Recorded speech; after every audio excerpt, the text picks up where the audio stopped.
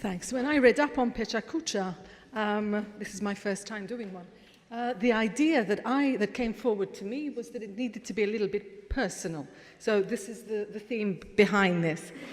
Together with Her Excellency and with Carmel, I was also there when the SDGs were declared. And if you can see, this is a photo I took when in the gallery there were loads and loads of young people shouting really hard and making lots of noise in celebration. It was a really wonderful, exhilarating feeling.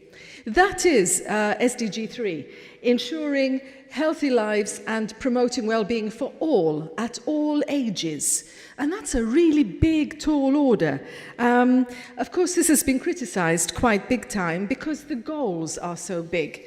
So the goals are there to make us remember that, in fact, there's things like preventing deaths of newborns and preventing epidemics, reducing premature mortality. But from a local point of view and from a local perspective, it's also about looking at children's rights. It's also about looking at adults' rights. It's about reducing the number of deaths and illnesses from hazardous chemicals in the air, pollution, tobacco control, deaths on the road, all of those things. So when Her Excellency made her speech on the SDGs, she highlighted the impact of SDGs mainly on world peace and well-being. We're in the business of well-being or promoting well-being, so well-being was pretty high on the agenda, and this really linked big time. Feminization of poverty, migration and its components,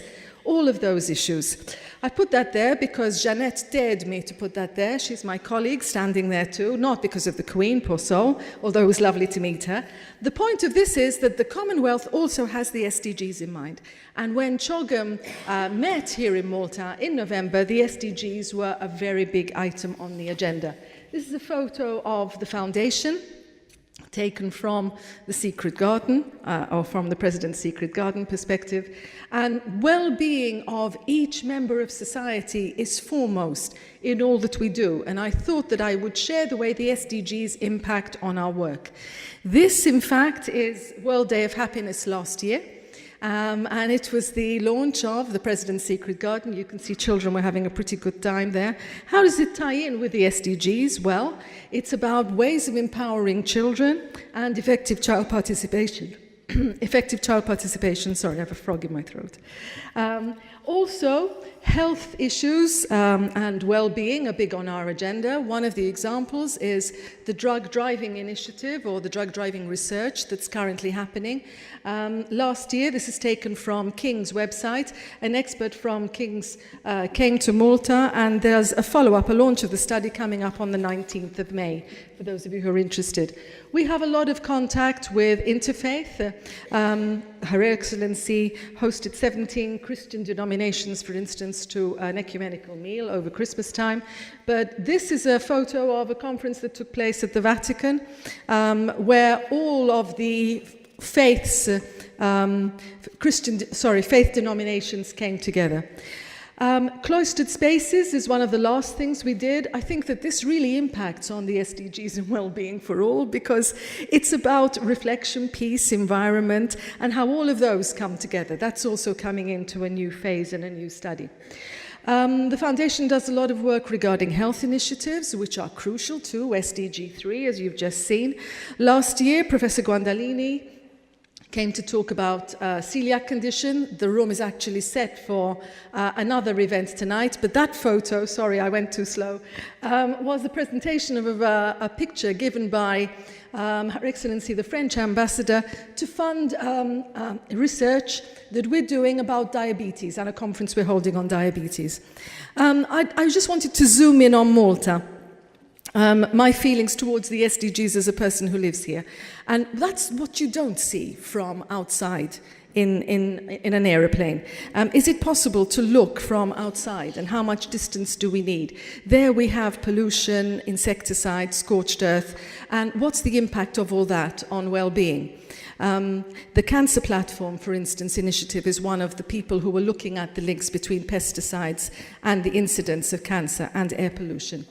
Good food is obviously crucial to our well-being. My favorite food in all the world is artichoke, so I thought I'd share that with you. And to tie in with what Suzanne's been talking, a lot of this is available. How much do we use it? That, unfortunately, is not a Maltese slide. I try not to eat meat, but I'm a sucker for anything that comes out of the sea. And these lovely specimens, do we have access to them?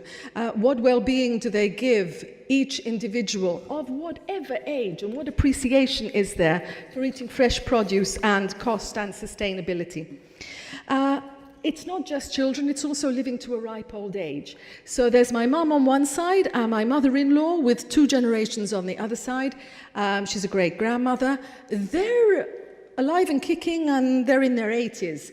Unfortunately, their husbands aren't. What exactly is well-being, and how do we promote that for the elderly in our society?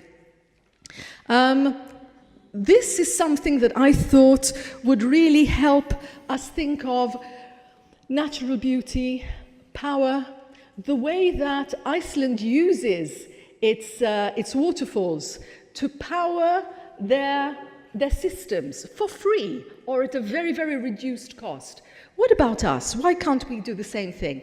This is Gozo. We have sun, we have wind, we have sea, using all of these items to contribute to our well-being. Because instead of neatly wrapping up, I thought I'd use something a little bit quirky, and if you know the people who have this outside their house, please link me to them, introduce me to them. This is a street in Vittoriosa. This, I think, is one wonderful way of people contributing to well-being in society. Greenery, but also a sense of togetherness and a relationship with the environment. Thank you very much.